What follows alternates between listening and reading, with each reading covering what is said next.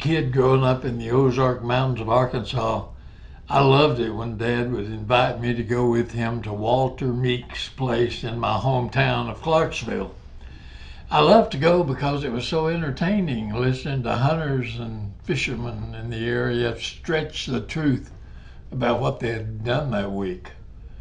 Walter was what we called a horse trader, and he bought and sold livestock, used cars, guns, you name it. When I was young, I remember Dad going often to Walter Meek's place in town, just behind the fair store. Walter's place became a Saturday gathering place for men that had brought their families to town to shop. They would sit around the room in folding chairs around the old wood stove and laugh and talk and tell stories about their adventures. And sometimes they told the truth, but more often than not, the stories were greatly embellished. We'd go to town on Saturday and do our shopping and then go to the truck and wait on Dad. And Mom would get so frustrated waiting on Dad as the ice cream melted. And guess where he was? Walter Meek's place. And losing track of time as he listened to the stories and occasionally chimed in himself. It was like a spit and whittle club. Young millennials don't know what a spit and whittle club is, I suppose, and just hang in there, grasshopper, and watch and learn. Here's a couple of examples of stories I heard at Walter's.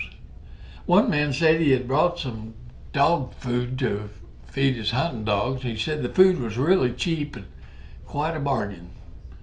And one of the men said, "I tried that dog food, but my dogs wouldn't eat it." Then the man said, "My dogs wouldn't eat it either for a couple of weeks." Another story from Walter's.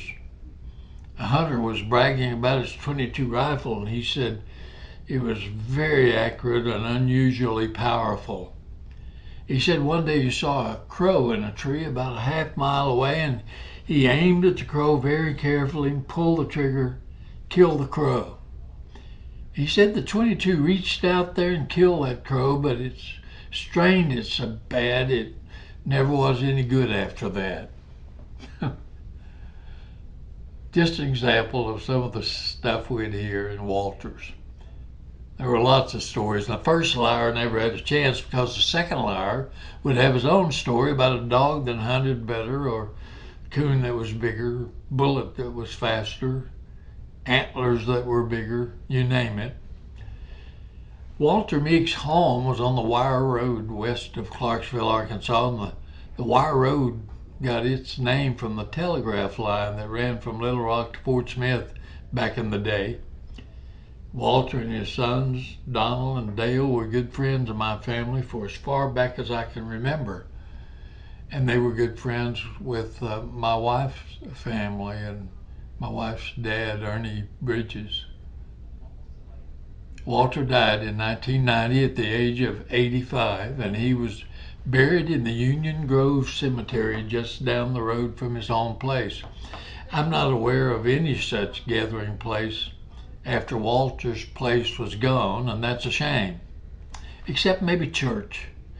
We have a Saturday men's prayer breakfast where men enjoy getting together and talking and fellowshipping, and hopefully at church there's not quite as much lying. Thanks for listening. I hope you'll subscribe if you haven't already. You'll know when a new video is coming out. Bye.